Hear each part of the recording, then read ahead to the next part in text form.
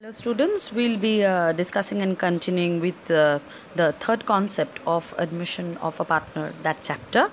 Like you would relate that we've already started with profit sharing ratio and its changes, and we'll be henceforth discussing goodwill and its treatment. So here we will be discussing with revaluation and reassessment of assets and liabilities. That's the third segment of this chapter, and you will find the relevant portions written on page number 3.26. Now, revaluation and reassessment of assets and liabilities mean that when a new partner is coming in, all the old assets and the liabilities would be revalued, right? Because whoever the new partner is, why would he come in and join a business which already has historical value of assets and liabilities recorded? So he or she would definitely want the old partners, to revalue assets and liabilities and get the net result in their difference. More so for the old partners, once they prepare the revaluation account where they will be assessing revalued values of assets and liabilities, they will be getting hold of either excess of the high priced assets or increased liabilities. So that may result into profit of on revaluation or loss on revaluation. Like you can refer to page number 3.27 of your textbooks, and it says that when assets and liabilities appear in the books at the revised value or new value. Now see, logically, whenever assets value increase in your organization, you will always be debiting your assets, and when they decrease, you will be crediting your assets. That's what we've learned, isn't it? Under the golden rule of real account, what comes in debit for assets and what goes out credit for assets. So that same thing will happen over here. Likewise, for liabilities, if they increase, like when you have an incoming of liabilities, or when your liabilities increase, you credit them, and when you decrease, you debit them. The only thing that I would like to add over here, which you have as a listed accounting entries on page number 3.27, they will find unrecorded assets and unrecorded liabilities. Now, practically think, if you have unrecorded assets and liabilities, of course, that's nothing but you need to incorporate that. So when you incorporate assets, it's unrecorded assets debit to revaluation, and a revaluation account debit to unrecorded liabilities when you have to incorporate revaluation. 3.28, you can refer to that page where you've got the revaluation format. We will be discussing this again in the class because the sums will be based on revaluation account and its draft. So over here, in the debit side, revaluation account is just a replica of profit and loss account, right? It's a nominal account. So in the credit side, you will be writing any sort of income or gain, and in the debit side, all the losses and expenses. So if your assets get reduced, if your liabilities increase, they will be recorded in the debit side. You can fall back to journal also, just the ledger posting of that. And in the credit side, you will have increase in the assets because assets will be debited, and decrease of liabilities because liabilities will be debited too. So because I said this is a replica of PL account, or it is nominal account in nature. So of course, if your credit side, that is the income and gain side, is heavier, you will get a profit or gain on revaluation, though more so we write profit on revaluation. So we will transfer that to partner's capital account to profit on revaluation. And if by chance your revaluation results into some sort of a loss, or the debit side having more total than the credit side, then you will be having a loss, which will again be in turn shared by the partners. Which partners? Old partners. And by now, by this term, you must have all be accustomed with the term sacrificing ratio and old profit sharing ratio, PSR, and new profit sharing ratio, NPSR. So revaluation profit or loss is shared amongst the old partners, because all this while they were continuing the business before the third partner or the new partner comes in, and so it will be revaluation profit or loss will be shared amongst the old partners in OPSR. I want you to refer to page number 3.33, where you've got this problem where partners Swadesh and Swaraj, they are carrying profits, partnership business, sharing profits equally, balance sheet total being 16 lakh 80 on each side. You've got the capitals being disclosed, there are outside liabilities, there are a list of assets. Now I'll come to the adjustment straight away. Sambhav, a third partner who's let into the business with 1/5 share of profit, 2 lakh rupees capital, 50,000 goodwill. Then you have goodwill brought in by Sambhav shall be withdrawn by Swadesh and Swaraj. So we'll see how goodwill is worked. And as of now, how we've discussed the various cases of goodwill, you will straight away find the implication here. There's a full-fledged full-fledged sum that I've taken so that you can understand the application of OPSR and PSR. You can understand the application discussion of goodwill treatment, and also various adjustments regarding revaluation. Machinery is to be reduced, stock to be valued at 2,30,000, and value of land and building to be increased up to 8,82,000. Investments 20,000 which were not recorded should be written. Now, the sum straight away asked for a journal. And now if you can go back to class 11 depreciation chapter wala concept, you will remember that in depreciation, whenever journal was asked, we always used to draft the ledger account in rough, and then we used to see from there and copy the journal.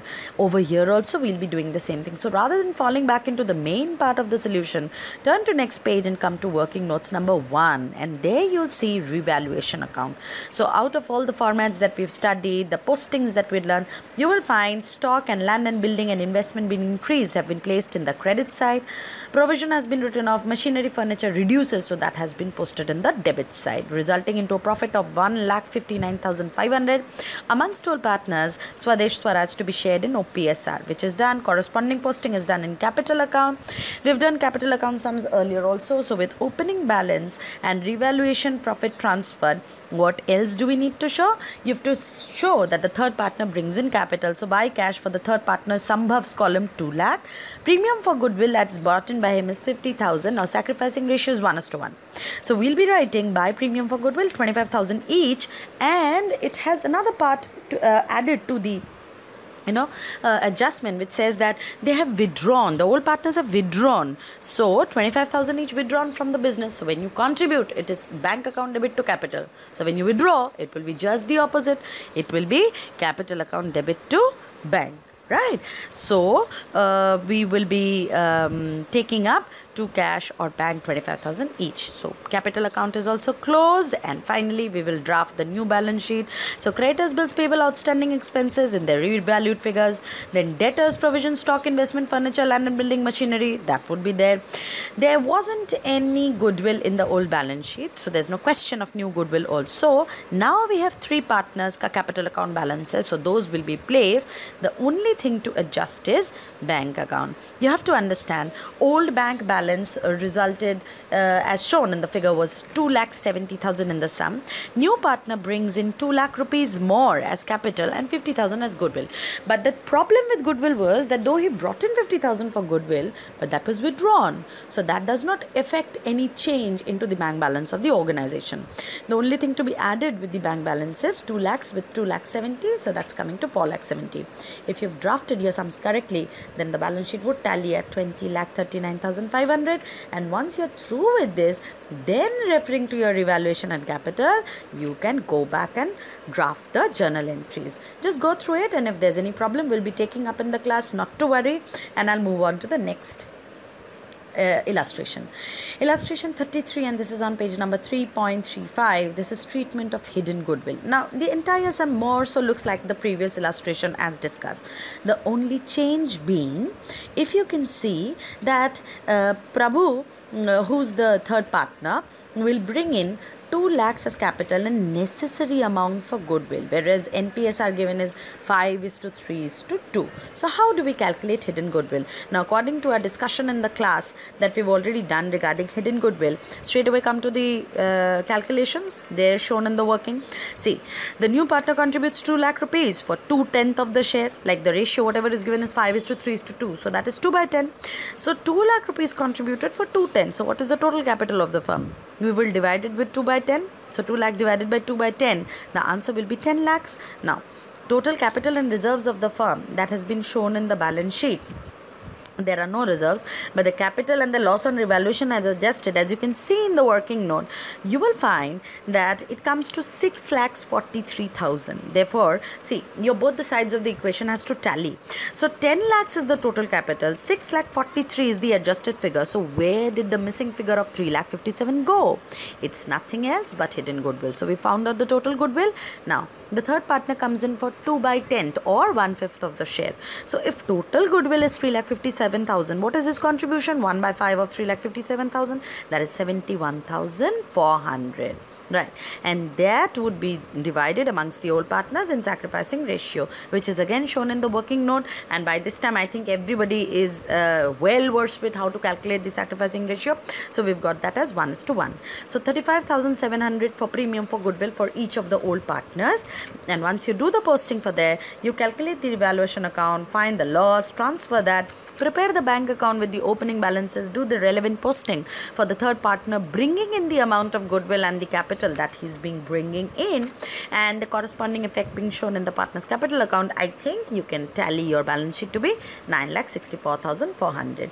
Please go through the illustration as I have already begun discussing that, and do let me know if there's any problem in the class, then we'll take up from there. The fourth segment of the chapter is about reserves and accumulated profits. Now this is pretty simple. If you can see on page number 3.41, there you will find profit and loss account. If it has a credit balance, or general reserve, which is a liability, of course it will have a credit balance. Workman compensation reserve and investment fluctuation reserve, these have credit balances because the name is reserve itself, isn't it? These are all cancelled, these are all distributed to the old partners, and when you cancel a credit balance, of course you give them debit. So that's what on page number 3.37 you will find two sets of journal entries being explained. So PL account, credit balance, general reserve, workman compensation reserve, and investment fluctuation reserve, those all will be debited against old partners capital account.